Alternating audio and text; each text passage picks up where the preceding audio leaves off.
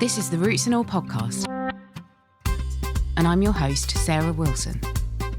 Join me as I talk about all aspects of gardening with some of the top horticulturists from around the world.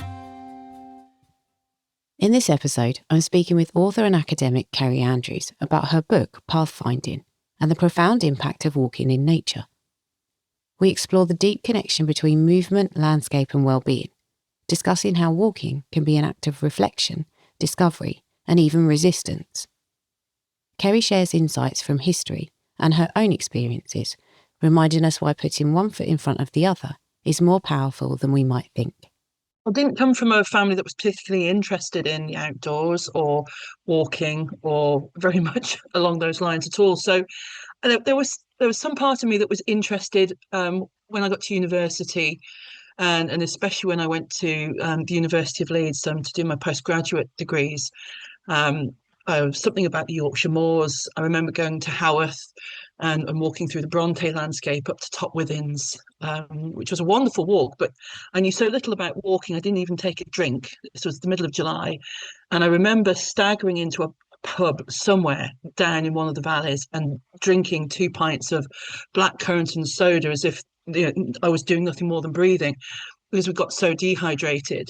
So there was a series of minor misadventures like that as I was sort of trying to get out, but didn't know how to do it or where I was going or what I was doing, and it didn't really improve much until I decided I wanted to walk the Yorkshire Three Peaks. I was very overweight. I wanted to get fitter, and I thought if I had a challenge like that to aim for, that would be really good for me.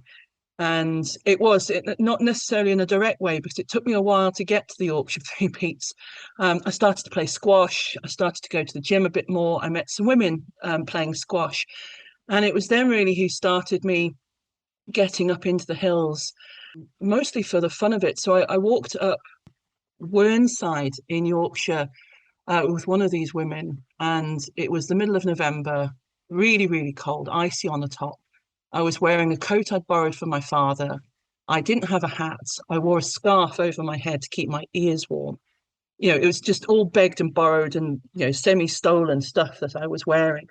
And it was absolutely brilliant. And we came down just as the light was dimming by that fantastic viaduct at Ribble Head. And it was very atmospheric. And I'd taken these beautiful photographs of ice crystals on fences. I'd never seen anything like it. I was like, wow, this is incredible. And when one of the other women I was playing squash with, we'd all become friends by this point, suggested that we went to Snowdon and walked Snowdon together, I said, yep, that sounds great. Sign me up, please. And that was a really difficult walk in a lot of ways. We were walking with very fit men, boyfriends and fathers and relatives of some of the party, and they weren't very sympathetic. They just bounded up this thing. I'd got much fitter, but I was still overweight and still struggled up this hill. And if it hadn't have been for the support of the women waiting and being much, much more patient, I don't know if I'd have made it to the top, but luckily they were supportive and patient. And I did get to the top of Snowdon and remember feeling this enormous sense of elation and success and triumph and achievement. And I also remember eating the best dinner of my life when we got back down in the pub afterwards, the pudding to end all puddings.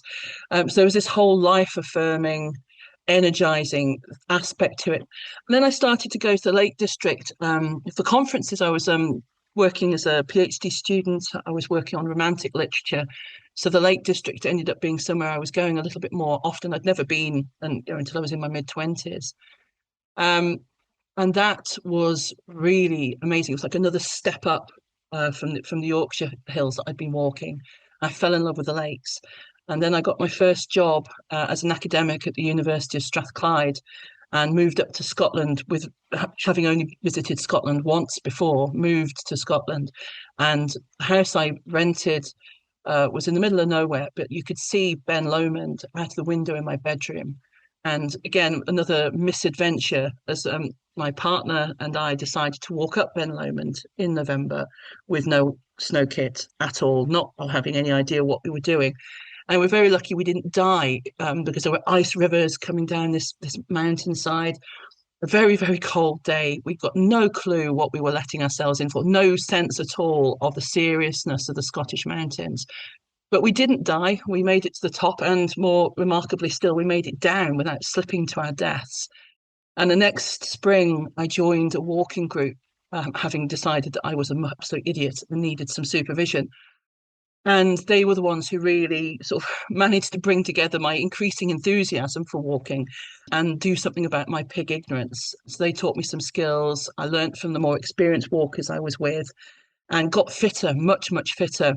So by the middle of the summer, I was walking mountains that were as big as Snowdon, but without the struggle.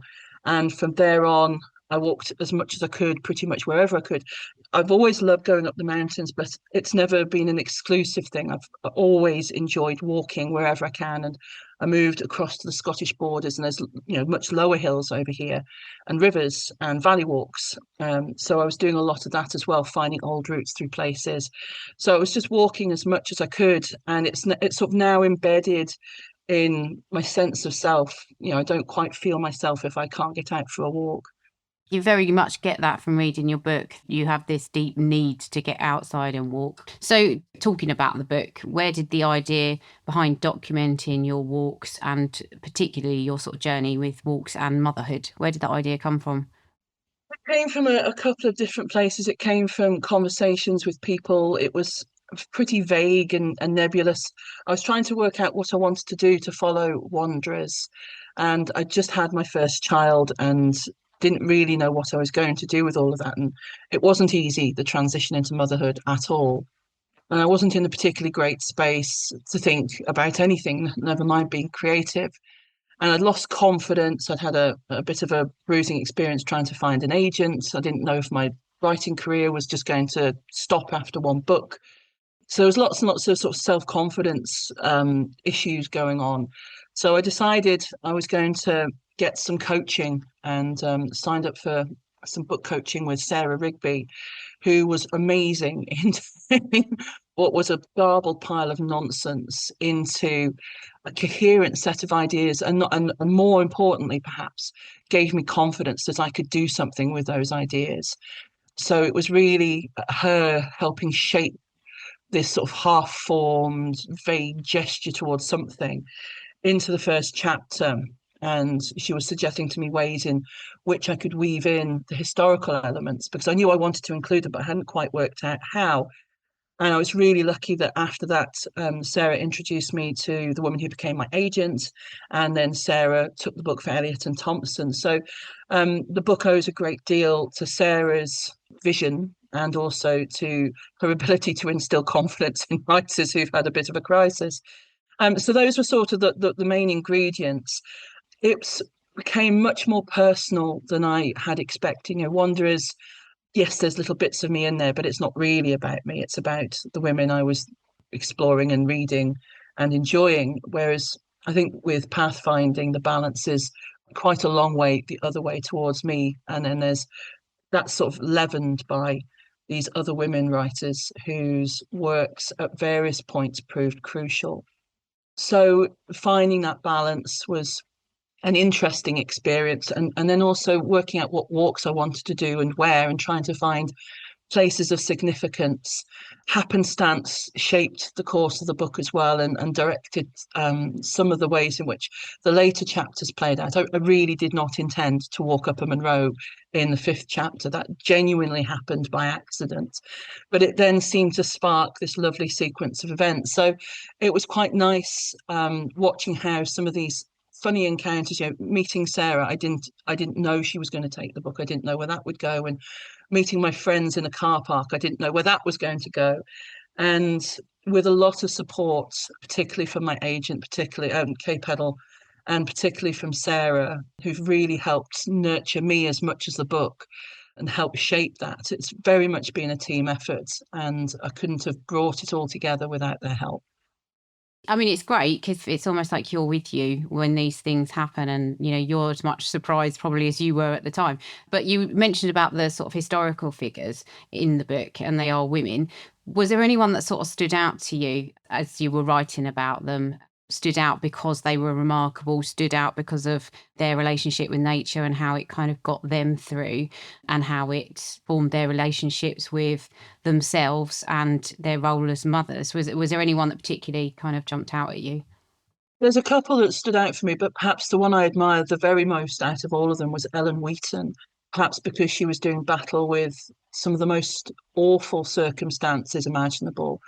And walking became for her not just, oh, it's nice to be connected to nature, which it was. Oh, I like walking, it's physically challenging, which it was. But it became the only way she could maintain contact with a daughter that she very much loved, but because she was living in the early decades of the 19th century, had absolutely no legal right to have custody of once she separated from her abusive husband.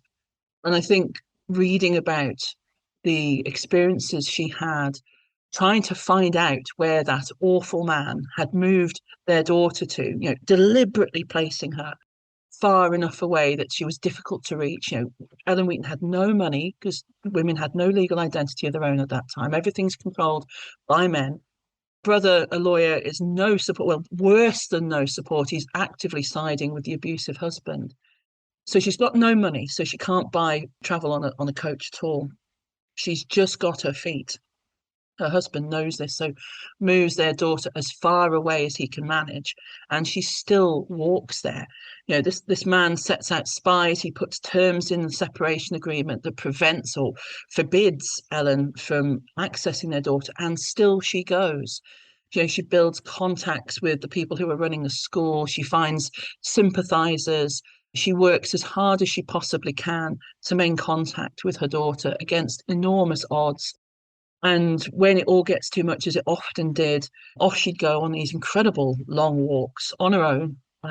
Great physical bravery, great moral bravery as well. And I was really impressed by the way in which she contained her really palpable rage at the injustices that she was facing, but turned that into something very, very powerful for herself and her daughter. She didn't lose her mind as she might easily have done, and she was threatened with being locked up. She didn't let her husband have that victory and instead channeled her feelings into action that brought her and her daughter benefit and at least some comfort. So I think for me, that's the relationship between walking and motherhood that struck me as being the most powerful, as being the most extraordinary of all the many, many amazing women that I read about as I was writing the book. And the other thing that kind of is something that I play around with in my head is this kind of sense that when you have children, presumably, I mean, I can't speak to that, but also when you've got things like animals or kind of anything you're responsible for, and it goes for, I think, more so when you're outdoors, you've got this sort of field around you within which exist the things that you're trying to keep an eye on and that you're aware of in space. And you also used walking as a kind of tool to spark creativity. Did having other people within your kind of aura affect that in any way? It's always been very helpful to me to be able to walk things out. It's a space where I think there's something about the pace or the calmness that comes over my head when I'm walking that's very productive to creating. But I've also found conversations with friends very, very important. Wanderers was very much written with that going on. I talk about ideas for chapters or usually things I got stuck on, talking with friends of mine who really enjoyed walking, who were also experts in romantic era literature, bashing out things and getting them straight. That was really important. With pathfinding, it was a little harder to find that company because I couldn't travel so far away from home because of my responsibilities. That meant the long distance walks I used to do when I was writing Wanderers, they were just completely out of the question. So those sorts of companionable moments were much more snatched, much more infrequent.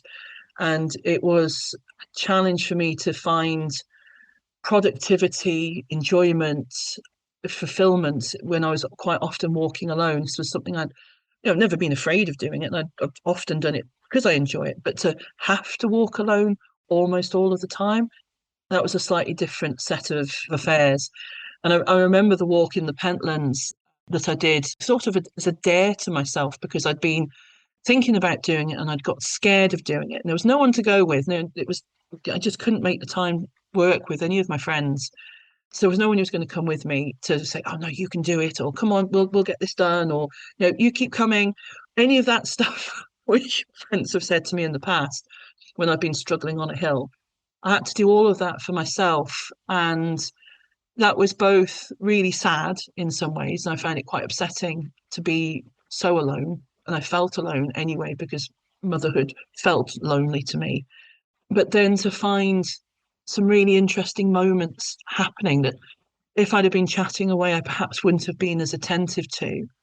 So that was really quite nice, getting to the top of this saddle and suddenly the Forth estuary is laid out before me and you can see all the bridges and you can see all the settlements on the other side of the Pentlands, and time collapses. I've just walked past, several 100-year-old well stone, and this is a route that monks have trodden, and suddenly you're sort of cast back as if it was that time, but also it's right now because these bridges are super modern and they've only just been built. And thinking about all this stuff, I had space in my head to mull a lot of stuff, and that was really precious and important, and I hadn't quite appreciated that before about walking. So I've found that I can find good things and creatively helpful things whether I'm walking with other people, whether I'm walking alone. And that was a really helpful thing to sort of know about myself, which I perhaps didn't know before I'd done that walk. I can't say that I'm now super confident, my postpartum body does everything I want it to. Absolutely does not. Walking still hasn't quite settled down for me into the easy thing it had become when I'd got so fit and so capable in the mountains. I'm still uncertain, but there's a better sense of, well, you might be uncertain, but you'll probably be all right if you give it a shot. And I know now all these beautiful places in my head will probably open up, and I like spending time in them. So I feel like I've probably lost some things that were precious to me about walking and creativity, but it's been a really lovely surprise. And I'm very grateful to find that other things have opened up, which are also important to me. Yeah, that's a really good way of looking at it.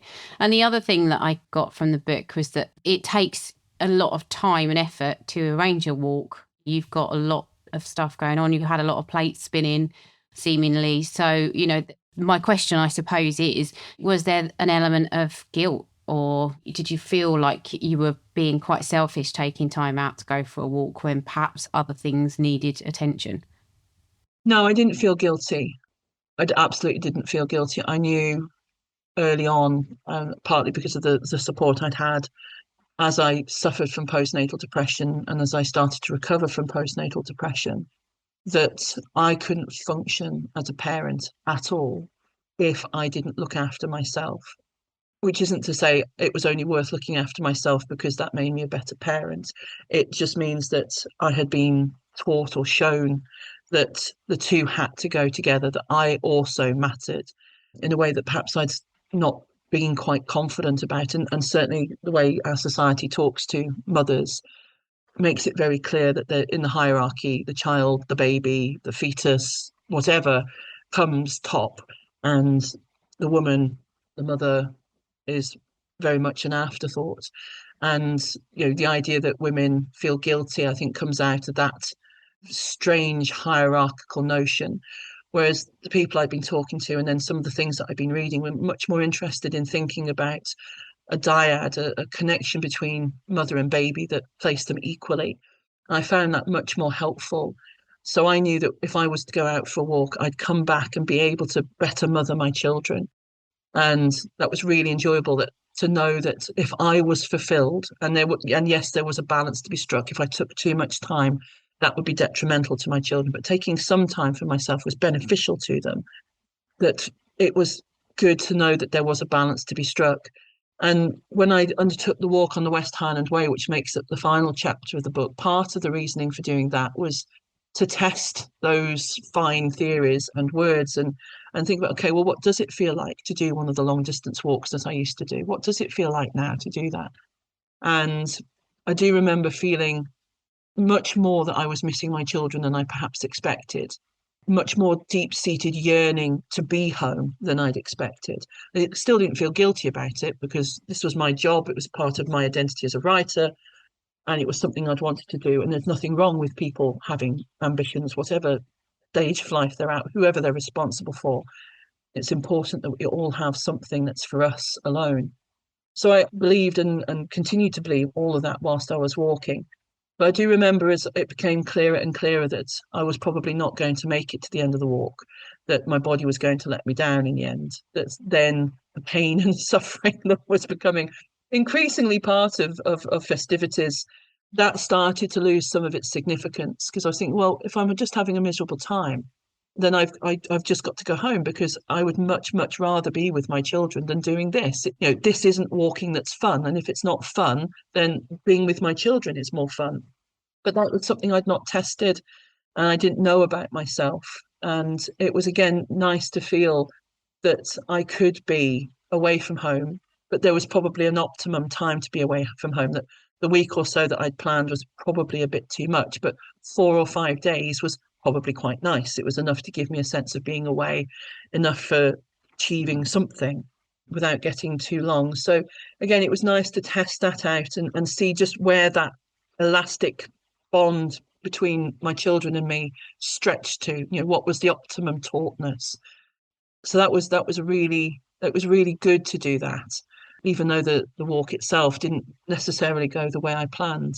I'm glad I did it, because again, I learned quite a lot about not only myself but the relationship I have now, which I think and I hope that certainly the beginnings and the end of the book make clear is really precious to me, and that being with my children, and perhaps later as they get a little older and a little less whingy, walking might be something that we could share together. That's something I really hope for. I mean, that is an interesting thing as well. You kind of, I think, assume that, if you love something, the people that you love will love it. And it doesn't always work out that way. No. But will you encourage your children to go walking with you? I've been encouraging them to go walking with me, well, basically since they popped out. I mean, the first walk I took my son on, he was 2 months old. Well, he would have been less than that, actually, the very first walk. But we took him on a reasonably big walk up into the higher hills and the borders, the middle of winter. I don't know what we'd have done if my friends hadn't brought hot chocolate with them, because I had to breastfeed him on the top of this icy, windswept, snow-covered hill. And I probably would have been very, very close to hypothermia were it not for this hot chocolate. So they've been dragged out quite frequently. And when my son was little and before I became pregnant with my daughter, we did walk with him quite a lot. We had a rucksack, which he liked to be in. So we walked quite frequently. What became much trickier was when my daughter was born and we had a toddler who could now be willful and didn't necessarily just happily go into a rucksack, and now a second child. So there wasn't any passing backwards and forwards as we'd been doing. Oh, I'll wear the baby for a bit and you have a rest. No one was getting any rest. The risks of getting stuck somewhere and not being able to get back were higher, because again, you couldn't leave one adult with an infant and a toddler and go off and get the car, which we'd done every so often. My husband had gone and got the car and rescued people. All of that became trickier. So there's been moments where walking has absolutely been a wonderful thing for us. We've taken them successfully to the top of a small hill nearby, and we had hot chocolate at the top. We went for smiles, not miles, and that was great. And sometimes we've been able to encourage them when we've been out with their friends. But I know from talking to other parents who live near me that everybody has this problem, that their children are just at a funny age. And that's in a couple of years' time, when my son is 7 or 8 or 9, that it may well get easier again. So I'm trying to never make it miserable for them. I've heard far too many stories from people who walk now, but went, oh, my parents dragged me up this, that, and the other, and I didn't want to walk ever again. I don't want my children saying that in 30 years. So we're trying to make it a low-key thing, but equally trying not to let, walking's boring, which is what my son says at the moment, necessarily be the end and final word on the matter. So we're trying to strike a balance. Again, there's a lot about pathfinding and about motherhood and my relationship with my children. It all seems to be finding the balance that's right for us, and that will look different for other people. Other people may well have children that just want to bound up things, but mine are not those children. And equally, other parents might have children who are more difficult to encourage. But for everybody, there will be a balance, and understanding and remembering that things pass and things change. That what I felt in the very beginning of motherhood was that I was going to be stuck like this forever. I didn't know that things would move, that my child would develop, that it would get better. So I've got a bit more confidence that even if at the moment it's a bit difficult with my children to get them out for a walk, that I just need to relax about that, and that there will be time when we can try again, and we probably will be a bit more successful, and to just trust that process, which is, what I had to learn to do as I was recovering from postnatal depression. So I think that's going to be a helpful life lesson as well, as my children's whims ebb and flow from what we're interested in and what they're interested in. But we'll see how we go. Absolutely. And I've got a question. It's very much on kind of practically writing. It was that, you have a lot of interesting and in-depth conversations as you're walking with people. You kind of repeat them in the book. And I wondered, how did you record those? How did you remember them or capture them? Are you kind of writing from memory when you recount the conversations? A little bit, yes. Other times I was keeping notes as I went. I was using the notes function on my phone as well. I checked quite a lot of what I'd written with the person I was walking with as well. And, everything that I wrote got checked by whoever I'd been walking with for that chapter to make sure that I hadn't completely misrepresented things. So it was a combination of things to try and make sure that I'd sort of captured those details. And it was also iterative. When I started writing the book, I didn't quite know what information I would need, how to include and describe, because that wasn't really something I did in Wanderers. This was, new writing skills for me. So there was a period of just being really stupid about it and not quite knowing, that from earlier chapters really then helped inform subsequent chapters, where I knew much quicker, okay, that's the sort of detail I'm going to want later. I need to note that down. So I got smarter about it too.